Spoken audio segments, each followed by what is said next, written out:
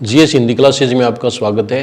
ये second grade Hindi का paper है जिसमें पूरा व्याकरण है, इसलिए केवल सेकंड ग्रेड के लिए नहीं बल्कि एसआई के लिए, पटवार के लिए, वीडियो के लिए, चतुर्थ श्रेणी कर्मचारी के लिए, सबके लिए उपयोगी है। पूरा व्याकरण है, इसका सॉल्यूशन है वो आप ढंग से देख लें।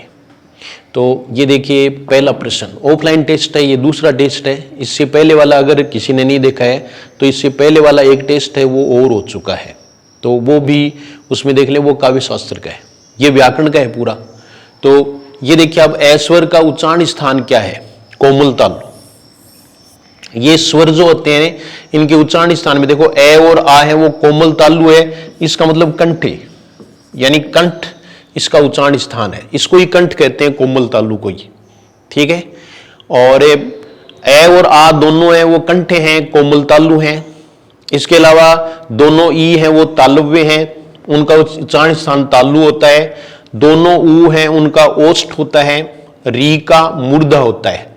और बाकी के जो ए ऐ हैं तो उनका ए और ई से बना, तो ए है वो कंठ और ई तालु, तो कंठ तालु होगा किसका? ए ऐ का। और ओ औ है इसका होगा कंठोष्ठ। ये स्वर के सारे उच्चारण स्थान हो गए हैं। ओ औ है इनमें ये दो दो से मिलकर के बने हैं, जैसे ए आ के बाद में ऊ आने पर तो कंठ और ओष्ठ दोनों हो गए, तो ये कंठोष्ठ हैं, ओ और औ। तो ये स्वरों के उच्चारण के बारे में पूरा बता दिया आपको। किस क्रमांक में सघोष व्यंजन है? तो सघोष व्यंजन कौन से होते हैं? वो आपको बताया था ना, तीसरा, चौथा, पांचवा, ये रे ले वे है तथा सभी स्वर। तो इसमें आप देख रहे हैं ये रे, ये रा। बाकी पहला और दूसरा है, इसमें देखो ये अघोष और सघोष दो प्रकार की ध्वनियां होती हैं हमारे कंठ में, या स्वर तंत्री है उसमें कंपन के आधार पर। तो अघोष है वो पहला और दूसरा, ये देखो आप अघोष और सघोष या घोष। तो ये पहला और दूसरा और तीनों से हैं, ये हैं अघोष। बच गए वो सारे के सारे क्या होते हैं? घोष होते हैं। तो इसमें ये और रे होगा, ये दूसरा है। उच्चारण स्थान की दृष्टि से इनमें से कौन सा व्यंजन तालव्य है? तो ये देखो आप तालव्य, तो तालव्य इसमें जय है। कै वर्ग है वो कंठे होता है, चय वर्ग है वो तालव्य होता है। तो चय वर्ग में आएगा चय छय जय झय ये, और टय वर्ग है वो मूर्धन्य होता है, और तय वर्ग है वो दंत्य होता है। इनमें न है वो वर्त से है, और पय वर्ग है वो ओष्ठ्य होता है। तो इस प्रकार से ये उच्चारण स्थान है वो आप देख सकते हैं। और इसमें आप आगे का ये रे लेवे है उनमें भी ध्यान रखिए, जो अंतस्थ होते हैं ये रे लेवे, ठीक है। तो ये है वो तालव्य है, रे है वो मूर्धन्य है, लय है वो दंते या वर्त से है, और वह है वो दंतोष्ठ्य है यानी ओष्ठ्य है। और श तीनों आपको बताए हुए हैं। जो पहला श होता है वो तालव्य कहलाता है, दूसरा है वो मूर्धन्य, और तीसरा है वो दंते या वर्त से कहलाता है। और है जो है ने वो कंठ्य होता है, विसर्ग है वो भी क्या होता है? कंठ्य होता है। तो ये आपको उच्चारण स्थान में ध्यान रखना है। निम्नलिखित में से किस विकल्प में सभी शब्द व्यक्तिवाचक संज्ञाएं हैं? तो इसमें ये 2 नंबर है। राधेश्याम, पन्नानाल, हिमालय। ममता भाववाचक संज्ञा है, बैल जातिवाचक है, राधेश्याम है वो व्यक्तिवाचक हो गया। इसके अलावा देखो आप आम जातिवाचक, साधना भाववाचक, ऊंचाई भी भाववाचक, गाय जातिवाचक, मूर्खता और चालाकी भाववाचक संज्ञा है। फिर नेक्स्ट देखो आप 5 का प्रश्न, निम्नलिखित में से किस विकल्प में सभी शब्द भाववाचक संज्ञाएं हैं? तो भाववाचक संज्ञा छांटनी है। धैर्य, चतुराई, प्रेम, यही है। अकेलापन है, इसमें पन प्रत्यय आ गया, ये तो है, लेकिन इसमें वृक्ष नहीं है, ये जातिवाचक संज्ञा है। ता प्रत्यय आ गया, भाववाचक संज्ञा है। खुलापन, फुअड़ता, लेकिन सूर्य व्यक्तिवाचक संज्ञा है। उदासी, शेर है वो जातिवाचक संज्ञा है। इस प्रकार से ये हमें जान सकते हैं कि संज्ञा के 3 भेद होते हैं, व्यक्तिवाचक, जातिवाचक और भाववाचक। और जातिवाचक संज्ञा है उसके भी 2 भेद होते हैं, एक द्रव्यवाचक और एक समूहवाचक। आपके यहां कोई आया है वाक्य में अनिश्चयवाचक सर्वनाम चुने तो कोई, इसमें क्या होगा? कोई होगा। तो आप विस्तृत रूप से अगर पढ़ना चाहते हैं तो आपको सेकंड ग्रेड वालों को मैथिली टेस्ट सीरीज ले लेनी चाहिए, और एसआई वालों की टेस्ट सीरीज है वो भी शुरू की जाएगी, अभी थोड़े दिनों बाद में शुरू कर देंगे।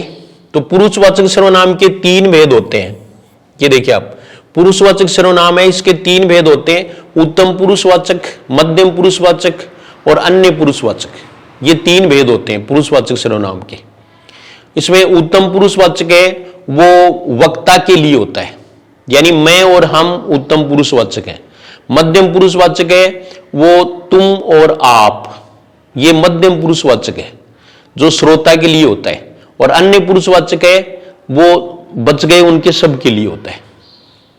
किस वाक्य में सार्वनामिक विशेषण है, तो ये देखो, ये खंभा गिर जाएगा, यहां ये जो है ना वो सार्वनामिक विशेषण है।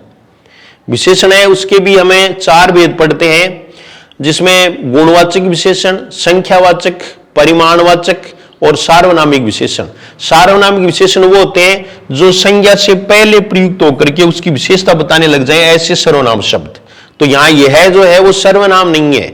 जैसे खंभा हटा देंगे तो यह सर्वनाम बच जाएगा, यह गिर जाएगा। सकर्मक क्रिया का प्रयोग हुआ है, नौकर बीमार रहा, मैं तुम्हें उपाय बतलाता हूं, यह सकर्मक क्रिया है। सकर्मक और अकर्मक क्रिया में क्या और किसी का प्रयोग करके देख लेना चाहिए। अगर उत्तर आता है तो सकर्मक, नहीं आता है तो अकर्मक। इनमें से किस वाक्य में द्विकर्मक क्रिया प्रयुक्त हुई है? यह द्विकर्मक। तो यह देखिए आप, अध्यापक ने छात्र को पुस्तक पढ़ाई, यह द्विकर्मक क्रिया है। इसमें दोनों का उत्तर आ गया, छात्र को और पुस्तक। पुस्तक है वो क्या का उत्तर है और छात्र है वो किसे का उत्तर है।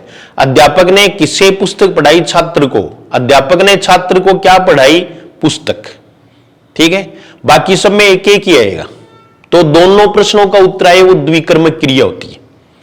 और द्विकर्मक क्रिया है वो सकर्मक है ही। सकर्मक के 2 भेद हैं, एक कर्मक और द्विकर्मक। अगर आपको पूरा पढ़ना है तो आपको मैथिली टेस्ट सीरीज है वो ले लेनी चाहिए, उससे आपको फायदा होगा। शॉर्ट में पूरा रिवीजन हो जाएगा, पूरा रिवीजन और टेस्ट के माध्यम से 18 टेस्ट हैं और पूरा उसका रिवीजन दिया हुआ है। इनमें से किस पद की गणना अव्यय के अंतर्गत नहीं की जाती? तो समुच्चय बोधक होता है, संबंध बोधक होता है, सर्वनाम नहीं होता। सर्वनाम है वो विकारी शब्दों का भेद है, अविकारी का नहीं है। तो इसमें देखो अव्यय है ना वो 4 प्रकार के तो हैं, वैसे मुख्य रूप से 4 कुल 5। तो संबंध बोधक, क्रिया विशेषण, संबंध बोधक, समुच्चय बोधक और विस्मयादि बोधक, चौथा भेद है। और 5वां है वो निपात है। निम्नलिखित में पुल्लिंग शब्द है, तो पुल्लिंग शब्द देखिए आप, बुढ़ापा, आपा प्रत्यय आएगा, पुल्लिंग शब्द होगा। जड़ता, पढ़ाई, दया, ये स्त्रीलिंग शब्द है। सदैव पुल्लिंग शब्द है। टोप, कुर्ता, गैंडा, नाला, अनुत्तरित प्रश्न। तो ये देखिए आप, इसमें गैंडा होगा। सदैव ये पुल्लिंग में प्रयुक्त होता है, इसका स्त्रीलिंग गैंडी नहीं होता। इनमें से कौन सा शब्द वचन से प्रभावित न होकर सदैव बहुवचन में ही प्रयुक्त होता है? तो ये दर्शन, मैंने महात्मा जी के दर्शन किए। हस्ताक्षर, दर्शन, आंसू, समाचार, लोग, क्रियाकलाप, दाम, बाल, ये बहुवचन में ही प्रयुक्त होते हैं। फिर है किस वाक्य में कर्ता एक वचन में है? लड़के ने सभी पत्र पढ़ लिए हैं, ये एक वचन में है। बाकी देखो अनेक लड़के, हमें, तुम लोग, ये सब बहुवचन करता है। किस वाक्य में कर्ण कारक का प्रयोग किया गया है? तो इसमें हम नाक से सांस लेते हैं, कर्ण का मतलब माध्यम, हम नाक से सांस लेते हैं, ये कर्ण कारक है। फिर देखो पूरा विस्तार से तो अब नहीं बताया जा सकता, लेकिन अब विस्तार से पढ़ना हो तो आपको बता दिया ना, मैथिली टेस्ट सीरीज ले लें और उसमें व्याकरण में पूरा बताया हुआ है। वृक्षों से पत्ते झड़ते हैं में कौन सा कारक है? तो अलग हो गया, अपादान कारक है। और यहां पत्ते हैं ना, ये कर्ता कारक है। मैं खाना खा चुका हूं, इस वाक्य में भूतकाल का भेद है, भूतकाल का भेद ही पूछा है, तो ये आसन्न भूत है। हालांकि इसमें दूसरा उत्तर है वो पूर्ण वर्तमान काल होगा, जैसा कि अभी एसटीसी के एग्जाम में मानना था, पीटीटी में मानना था। तो इस वाक्य में भूतकाल का भेद है, तो यह आसन्न भूतकाल है। मैं खाना खा चुका हूं, मैंने खाना खा लिया है। जो प्रेजेंट परफेक्ट टेंस होता है वो हिंदी में आसन्न भूत होता है, आसन्न मानी निकट। इसमें अपूर्ण भूतकाल का वाक्य है, अपूर्ण भूतकाल का वाक्य पूछा है, तो अपूर्ण का मतलब कंटिन्यूस, इसका मतलब रहा था, रही थी अंत में आएगा। और ये देखो आप है, वह खाना खा रहा था, किस वाक्य में? कर्मवाच्य नहीं है। कमला द्वारा पत्र लिखा गया, कर्मवाच्य है। भारत तेजी से विकास कर रहा है, इसमें नहीं है। द्वारा आ गया, ये कर्मवाच्य है। उससे आ गया, कर्मवाच्य। इनमें भाववाच्य से संबंध वाक्य है। उमेश से हंसा गया, उमेश हंसता है, ये कर्तृवाच्य है। तो ये वाच्य के रूप में भी आप 5 मिनट का टॉपिक है, आसानी से इसको ध्यान में रख सकते हो। सीता कल पत्र लिखेगी, वाक्य से संबंध वाच्य है, वाक्य से संबद्ध वाच्य है। सीता देखो ये कर्ता है, कर्ता में जब कोई भी कार्य चिन्ह नहीं होता है तो वो कर्तृवाच्य होता है। ने होता है या कोई भी कार्य चिन्ह नहीं होता, वो कर्तृवाच्य होता है। निम्नलिखित विकल्पों में से तत्सम शब्द का चयन कीजिए। तो तीखा, तीक्ष्ण, अटारी, अटालिका, निकृष्ट है, ये देखो री आ गया और शैत्य भी आ गया। गहरा, गंभीर। निम्नलिखित में से कौन सा शब्द तद्भव है? शब्द है, कौन सा शब्द तद्भव है? मिष्टान नहीं है, क्षीर नहीं है, पुष्कर नहीं है, प्रगट है। गया गया, इसका तत्सम रूप है वो प्रकट होता है। गया आने पर तत्सम होता है, गया आने पर तद्भव होता है। फिर अगला प्रश्न देखो, तत्सम तद्भव का कौन सा विकल्प सुमेलित नहीं है? तो तत्सम तद्भव का स्वामी का साई होता है, ई के ऊपर बिंदी है ये, साई। पक्ष का पंख होता है, राजा का राय होता है, वत्स का बस्ती नहीं होता, बच्चा होता है या बछड़ा होता है। कौन सा शब्द विदेशी नहीं है? संतरा है, बाल्टी है, साबुन है, आंगन नहीं है। आंगन में को चंद्र बिंदु आ गया, तो ये तद्भव शब्द है। किस शब्द की संधि गलत है? तो ये देखिए आप, अतः जोड़े अतएव सही है, ममेतर सही है, अक्षोहिणी भी सही है, नवोढ़ा सही नहीं है। इसके ऊपर एक ही मात्रा आती, क्योंकि ये गुण संधि है नवोढ़ा। जबकि प्रोढ़ होता ने तो प्र जोड़ ऊड होता, ये प्रोढ़।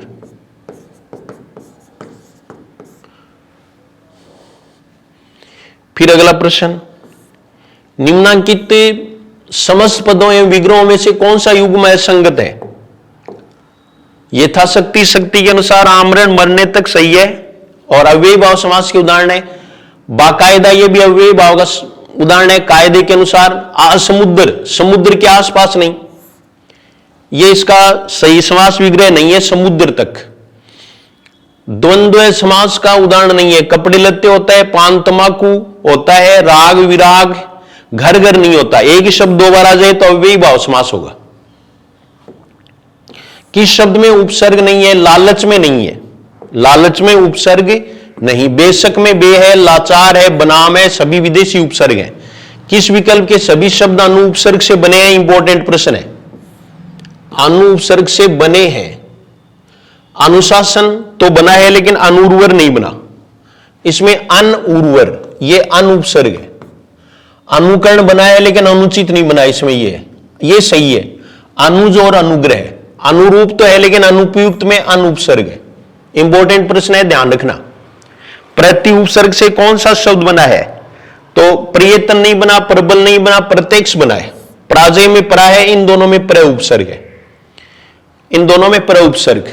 ठीक है, जिन्होंने जीएस हिंदी क्लासेस को सब्सक्राइब नहीं कर रखा है वो सब्सक्राइब करें और करवाएं। अगर आप 8-10 को सब्सक्राइब करवा देते हो तो सिलेक्शन के चांसेस हैं वो बढ़ जाते हैं, क्योंकि इससे आपकी निष्ठा का पता चलता है। और हिंदी के लिए मेरी समझ में ठीक है, क्योंकि ज्यादा ज्ञान इस चैनल पर नहीं दिया जाता। मैं हर बार ये कहता हूं कि मैं उतना ही जानता हूं जितना परीक्षा में आता है, फिर उतना ही पढ़ाऊंगा जितना मैं जानता हूं।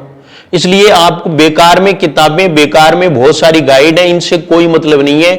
किसमें कितना ज्ञान है इससे हमें मतलब नहीं है, पहले नौकरी लगो। देखो जमीनी बात तो है ये, और बाकी आप बड़े टीचर्स हैं उनके चक्कर में फंस करके कैसे भी करके और आप करते हो तो वही डाक के 3 बात। यानी सफलता तभी मिलेगी जब आप अपने आप को पहचानोगे।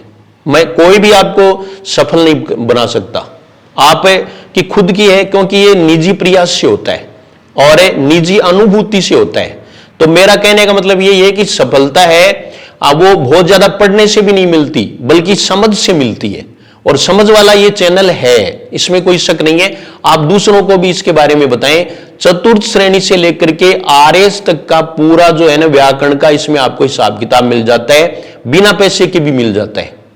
यानी इतने इसमें वीडियो डाले हुए हैं और सब में आप अगर देखो तो आपको यानी कुछ न कुछ इसमें नया मिलेगा। तो ये चीजें वो ध्यान में रखनी है कि इस शब्द में गर प्रत्यक्ष नहीं है, प्रत्यय नहीं है। तो जादूगर में है, बाजीगर में है, कारीगर में है, नागर में नहीं है। नागर में कोई उपसर्ग कोई प्रत्यय नहीं है। इनमें से किस शब्द में ये प्रत्यय का प्रयोग नहीं हुआ है? ये प्रत्यय का प्रयोग नहीं हुआ है। तो ये देखिए आप महात्म्य ये शुद्ध लिखना ज्यादा पूछते हैं, तो आपको ये ध्यान रखना है। महात्म्य में महात्मन जोड़ ये मां होगा, मैं नहीं होगा। सौंदर्य सुंदर जोड़ ये भारतीय नहीं है। ये प्रत्यय की एक खास विशेषता। अब देखो एक छोटी सी बात मैं आपको यही बता देता हूं, जैसे सबके चारों के अंत में ये है, लेकिन ये प्रत्यय की एक खास पहचान है कि ये से पहले आधा आएगा। अगर ये से पहले आधा नहीं है तो उसमें ये प्रत्यय हो ही नहीं सकता। ये पक्की बात है, इसमें कोई शक नहीं है। ये इससे आपका प्रश्न सही हो रहा है, ठीक है। तो ये आपको ध्यान में रखना है। छोड़ करके तव्य को, तव्य प्रत्यय में ये से पहले आधा भी होता है, फिर भी वो ये प्रत्यय का उदाहरण नहीं होता। जैसे गंतव्य, मंतव्य, कर्तव्य। पूजनीय शब्द में कौन सा प्रत्यय है? तो अन्य प्रत्यय। इसकी सीधी पहचान है कि आप अर्थ देख लो, पूजने के योग्य या पूजा करने योग्य। तो करने योग्य ऐसा अगर अर्थ आता है तो अन्य होता है, ये नहीं होता। इनमें कौन सा शब्द अपत्यवाचक प्रत्यय के अंतर्गत नहीं आता? अपत्य मानी संतानवाचक। दाशरथी दशरथ का पुत्र, अदिति का पुत्र आदित्य, कुंती का पुत्र कौंते, तो विष्णु नहीं होगा। ये अगर वैष्णव होता तो अप्रत्यय होता, अपत्यवाचक हो जाता। मरकट का पर्यायवाची है, तो मरकट बंदर। मरकट किसको कहते हैं? बंदर को कहते हैं, तो ये बंदर। नैसर्गिक शब्द का पर्यायवाची नहीं है, नैसर्गिक का पर्यायवाची नहीं है। स्वाभाविक है, प्राकृतिक है, कुदरती है, बनावटी नहीं है। निसर्ग जोड़ इक। पारिजात किसका पर्यायवाची शब्द है? तो कल्पवृक्ष का है। फिर अगला देखो, वैनते किसका? तो विनता जोड़ ए, गरुड़ का। विनता का पुत्र, विनता जोड़ ए, इसमें ए प्रत्यय है। फिर अगला देखो, संकीर्ण का सही विलोम है विस्तीर्ण। संकीर्ण का विस्तीर्ण। निम्नलिखित में से कौन सा विलोम शब्द युग्म गलत है? इष्ट का अनिष्ट होता है, सानुनासिक निरानुनासिक होता है, उत्कर्ष का निकर्ष नहीं होता बल्कि अपकर्ष होता है। इसका विलोम क्या होगा? अपकर्ष, ठीक है। फिर कौन सा विलोम युग्म सही नहीं है? यह भी विलोम युग्म का ही प्रश्न है। तो ये देखिए, सापेक्ष निरपेक्ष सही है, आपत्ति विपत्ति सही नहीं है। ये दोनों एक ही होते हैं। स्वकीय परकीय सही है, व्यष्टि का समष्टि होता है, संपत्ति का विपत्ति होता है। अंक का अर्थ संख्या है, तो दूसरा अर्थ गोद है, धब्बा भी होता है। कर शब्द का उपयुक्त अनेकार्थक शब्द है, तो हाथ, किरण और करना। इनमें गुरु शब्द के लिए सही शब्द का जोड़ा है, यानी गुरु शब्द है, इसका अर्थ एक बड़ा होता है, एक शिक्षक होता है। तो बड़ा और शिक्षक सी होगा। आभरण आमरण शब्द युग्म का सही अर्थ भेद है, तो आभरण आभूषण को कहते हैं, आमरण मरने तक को कहते हैं। तो ये देखिए आप, आभूषण, आभरण का आभूषण, भरण पोषण नहीं होता, आभूषण होगा। और ये यहां लिखना भूल गए ये, ठीक है। तो ये मृत्यु पर्यंत है, आप समझ गए होंगे वैसे, मृत्यु पर्यंत है। किस विकल्प में कुट और कूट शब्द युग्म का सही अर्थ भेद है? कुट और कूट, तो कुट है वो घर होता है और कूट है वो पर्वत की चोटी होती है। इति और इति युग्म का सही अर्थ है इति और इति। तो इति मानी समाप्ति या समाप्ति, वैसे शुद्ध है वो समाप्ति होता है। और विघ्न, इति का मतलब विघ्न या कोई दैवीय प्रकोप। तम और तमा, तम अंधकार होता है, एक से ही प्रश्न हो रहा है, तमा रात्रि को कहते हैं। किस विकल्प में वाक्यांशों के लिए सही शब्द नहीं है? वह जो किए का उपकार माने, कृतज्ञ नहीं माने वो कृतज्ञ। वह जो कभी बूढ़ा न हो अजर, सूर्य के अस्त होने का समय प्रदोष होता है, सही है। बिना पलक झपकाए निमिलित नहीं होता बल्कि निर्निमेष होता है, निर्निमेष। फिर अधिक समय तक जीने की इच्छा वाक्यांश के लिए उपयुक्त शब्द है जिजीविषा। शुद्ध लिखना, पक्का याद रख लेना। जीने की इच्छा, जानने की इच्छा जिज्ञासा, जीतने की इच्छा जिज्ञासा, और ऊ आ जाए तब इच्छुक। जिजीविषु मानी जीने का इच्छुक। कौन सा मिश्र वाक्य है? राहुल पढ़ रहा है, सरल वाक्य है। सुरेश नदी में डूबने लगा, सरल वाक्य है। मैंने सुना है कि ये किया गया, और ये क्या है? मिश्र वाक्य। वह आया, थोड़ी देर बैठा और तुरंत लौट गया, ये संयुक्त वाक्य है। वाक्य में घटक होते हैं दो, उद्देश्य और विधेय। तो ये उद्देश्य और विधेय। सरल वाक्य का चयन कीजिए, सरल वाक्य का चयन कीजिए, सरल वाक्य का चयन कीजिए।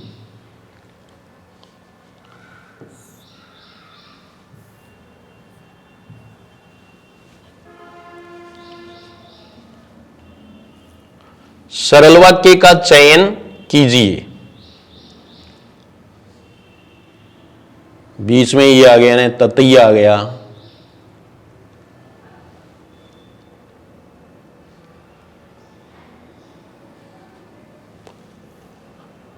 तो ये देखो आप, ये भी जीव है बेचारे, कहां जाएंगे हैं? इनको सी सेकंड ग्रेड की देनी है। मेरे पिताजी आगरा गए हैं, जल्दी ही वापस आ जाएंगे। मुझे नौकरी की आवश्यकता है, इसलिए मैंने आवेदन किया। मैंने नौकरी के लिए आवेदन किया है। मैं चाहता हूं कि मैं एक सफल कलाकार बनूं। अपना जो प्रश्न है वो क्या था कि दोबारा देख लेते हैं। ये 55 का प्रश्न। तो ये देखिए आप 55, सरल वाक्य का चयन कीजिए। सरल वाक्य, तो ये देखिए आप, पहला है वो सरल वाक्य, मेरे पिताजी आगरा गए हैं, जल्दी वापस आ जाएंगे। नहीं, ये संयुक्त वाक्य है, और जल्दी वापस आ जाएंगे। मुझे नौकरी की आवश्यकता है, इसलिए ये भी संयुक्त वाक्य है। मैंने नौकरी के लिए आवेदन किया है, ये सरल वाक्य है, और ये मिश्र वाक्य है। भगवान तुम्हें लंबी उम्र दे, किस प्रकार का वाक्य है? तो ये इच्छार्थक वाक्य है। देखो, रचना के आधार पर 3 भेद होते हैं वाक्य के। सरल वाक्य, साधारण वाक्य नहीं होता, सरल वाक्य ही होता है। सरल वाक्य, मिश्र वाक्य और संयुक्त वाक्य। और दूसरा जो है वो अर्थ के आधार पर 8 प्रकार के वाक्य होते हैं। तो ये अर्थ के आधार पर पूछा, जिसमें 4 इसमें दिए हुए हैं। फिर अगला देखो, किस क्रम में कोई भी शब्द अशुद्ध नहीं है? निरुत्तर अशुद्ध है, ये रू बड़ा है। ये देखिए आप, ये निरुत्तर ऐसे होता। निषेध सही है, द्वारिका गलत है, द्वारका होगा। तो त्योहार, दीवारात्र, द्वारका, ये सही है। कृपया में पै पूरा होता है। कसाय, कुसुम, औपनिवेशिक नहीं, औपनिवेशिक होता है औ। और ऊर्जस्वित होता है। संग्रहित है, वो ऐसे लिखते हैं। ये तीनों ही गलत है। कोई भी शब्द अशुद्ध नहीं है, तो इसमें दूसरा उत्तर हो जाएगा। किस क्रम में सभी शब्द शुद्ध हैं? अरण्य, आह्लाद, आह्लाद नहीं, आह्लाद होता है पहले आएगा, आधा आएगा, और आंट भी नहीं होता। उज्जैनी, उच्छिष्ट, ऊ आपू है, ये सही है। इप्सित में ई बड़ी आएगी, ऐतिहासिक में आई आएगा, इजहार में ई छोटा। अहोरात्रि नहीं होता है, अहोरात्र। अक्षोहिणी में ऊपर 2 मात्राएं, अन्विष्ट में ये मात्रा छोटी। किस क्रमांक में सभी शब्द शुद्ध हैं? सन्मुख तदुपरांत नहीं होता, तदुपरांत होता है। संप्रति में मात्रा छोटी आती है, और ये ऐसे ही है, अन्यकृत होना चाहिए था। तदुपरांत और सम्मुख, ये सही है। माननीय नहीं होता, माननीय होता है, माननीय। और ये निरपराधी नहीं होता, निरपराध होता है, निरपराध। निरूपसर्ग आने पर ई की मात्रा नहीं लगती।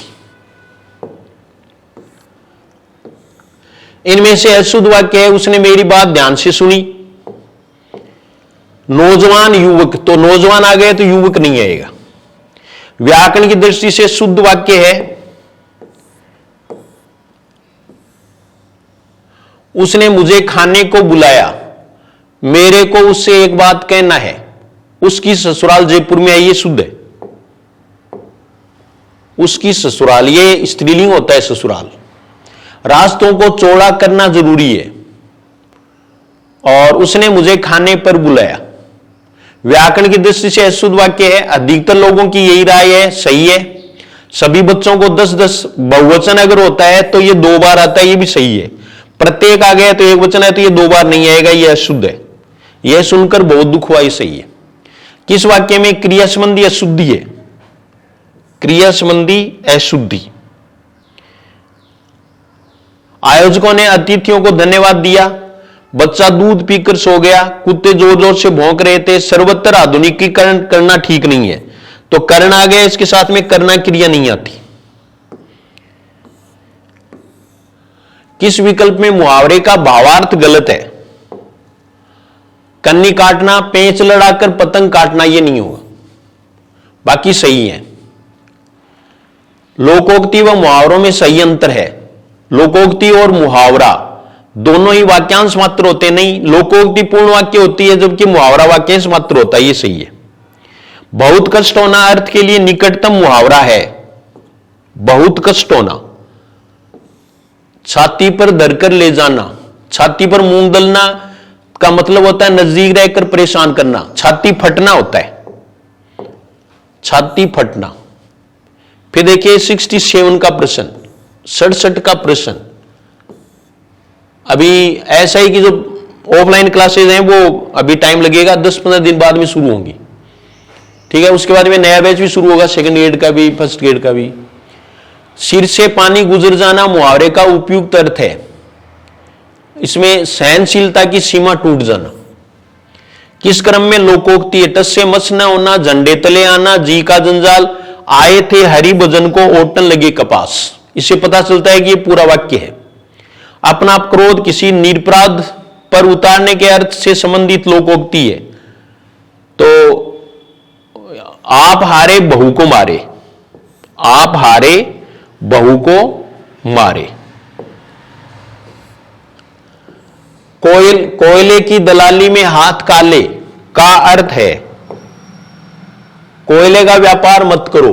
कोयले की दलाली में हाथ गंदे हो जाते हैं। दलाली नहीं, खराब काम का परिणाम भी खराब होता है। कभी भी जैसे कोयला आ गया तो कोयला इसमें नहीं आएगा, क्योंकि मुहावरे या लोकोक्ति हैं उनमें अर्थ है वो सीधा नहीं होता। योजक चिन्ह प्रयुक्त होते हैं, शब्दों की द्विरुक्ति में, विलोम शब्दों में भी होते हैं, स्त्रीलिंग पुल्लिंग शब्दों के मध्य भी होते हैं उपयुक्त तीनों। किस विकल्प में विराम चिन्ह का नाम और चिन्ह सुमेलित नहीं है? तो अर्ध विराम सही है, पूर्ण विराम सही है, निर्देशक सही है, त्रुटिपूरक ये हंसपद नहीं है। त्रुटिपूरक, त्रुटिपूरक है वो ये होता है हंसपद, त्रुटिपूरक। फिर है 73 का प्रश्न। अपना चैनल है वो अच्छा चले तो इसके लिए आप थोड़ा सा प्रयास किया करें, ठीक है। आपसे ये जो है वो रिक्वेस्ट है, आप जरूर किसी से सब्सक्राइब करवाएं, अपने चैनल को थोड़ा आगे बढ़ाएं। और बाकी जो है वो अभी 5-7 दिन थोड़ी इमरजेंसी है, उसके बाद में और आपको पढ़ाना शुरू कर देंगे सेकंड ग्रेड वालों को यूट्यूब पर। नहीं, ये तो गलत है। नहीं शब्द के उपनाम के साथ प्रयुक्त होने वाला चिन्ह है अल्प विराम। नहीं और हां है वो अगर वाक्य की स्टार्टिंग में आते हैं तो उसमें हम यस और नो में जैसे इंग्लिश में लगाते हैं वैसे इसमें लगाते हैं। भाई बहन में काफी प्रेम है, भाई बहन के बीच प्रयुक्त चिन्ह है तो ये योजक चिन्ह है। माता पिता, भाई बहन, ये। और फिर लास्ट प्रश्न देखिए, उसने कहा ईमानदारी सर्वोत्तम नीति है, वाक्य में प्रयुक्त चिन्ह है। तो इसमें देखो एक तो निर्देशक है, ये तो निर्देशक हो गया, और ये हो गया कौन सा? उद्धरण चिन्ह। तो निर्देशक भी है और दोहरा उद्धरण चिन्ह है, ए व ब दोनों। ये आपके 75 क्वेश्चन थे व्याकरण के, लेकिन इतना अभ्यास है वो पर्याप्त नहीं है। अभ्यास के लिए आपको जो वास्तव में तैयारी कर रहे हैं सेकंड ग्रेड की, उनको मैथिली टेस्ट सीरीज है वो जीएस हिंदी क्लासेस पर ले लेनी चाहिए, ठीक है। आपको फायदा रहेगा। कई प्रश्नों का फायदा हो जाएगा, एक कॉन्फिडेंस आएगा, एक आप उसको आसानी से कर सकते हैं। और जो थोड़ा सा ठीक पढ़ सकते हैं वो कोर्स भी ले सकते हैं, लेकिन कोर्स में इसलिए आपको कि भी अभी थोड़ा समय है वो कम है, लेकिन फिर भी कुछ है ना वो ज्यादा पढ़ सकते हैं, देख सकते हैं, तो वो कोई डिटेल्स बीच बीच में देखें तो उसके लिए आपके लिए सहयोगी रहेगा। और एसआई के लिए टेस्ट सीरीज अलग से है, वो आप ले सकते हैं। सामान्य व्याकरण में सभी व्याकरण की तैयारी करने वाले स्टूडेंट्स हैं वो उसका फायदा उठा सकते हैं। तो ये अपना आज का सॉल्यूशन था, आपने देख लिया होगा। और इसमें विस्तृत रूप से आपको जितना करवाया जाना चाहिए था उतना मैंने सॉल्यूशन करवाया है। तो आप अच्छी तरह से पढ़ रहे होंगे और तैयारी में जुट रहे होंगे। और सेकंड ग्रेड की एग्जाम अभी नजदीक है, तो वो प्रेशर में न आए बल्कि पढ़ते रहें। बस केवल पढ़ना ही आपका स्ट्रेस कम कर सकता है, इसके अलावा कोई भी नहीं कर सकता। धन्यवाद।